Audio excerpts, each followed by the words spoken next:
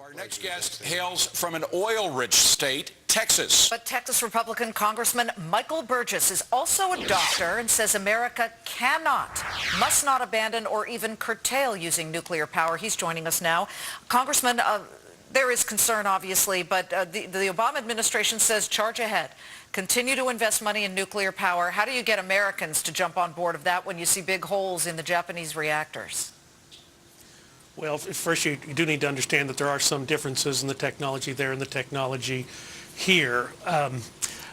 We had, of course, Chairman Jasko in our committee this week.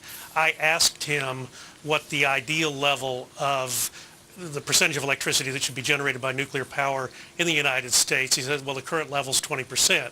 I said, well, is that a level ideal or should it be more or less? He said the current level is 20% and he wouldn't budge off that figure because he said it wasn't his job to speculate. But I got the impression that he was comfortable with that level of 20%. Now, there are plenty of us in Congress who believe that more of the base load of electricity generation should be borne by nuclear power. We believe it can be done reliably and safely.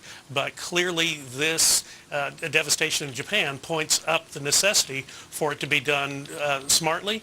And for heaven's sakes, we're just, as it was pointed out earlier in your broadcast, we're just a week into this. A lot needs to be learned about what went wrong, what went right at those reactors, and how to continue to provide safe nuclear power for our citizens in this country and encourage the development of that because we all know at some point the petroleum sources are finite. Well, Congressman, one thing we should absolutely do is learn from what's happening over there, learn from their mistakes. We do have one nuclear plant in San Clemente that's built right over a fault line. It's right on the edge of the water. It does have retainer walls about 30 feet high, but as we know, if the earthquake is severe enough, it can go over those walls. Should we dismantle that plant?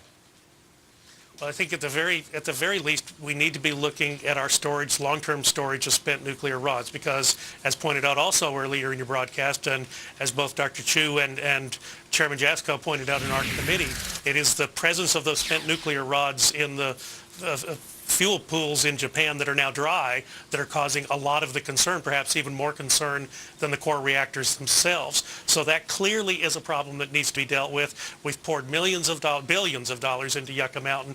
We're still no closer to that long-term nuclear storage, and quite frankly, that is something that this country, we need to develop the maturity to deal with that problem and deal with it fairly quickly. Thanks to Congressman Michael Burgess from Texas. We appreciate you being here. Thank you, sir. Thank you. So how are Congressman Eric Cantor, Fed Chief Ben Bernanke, and the Japanese disaster all connected? Charlie Gasparino has an answer on this one. He is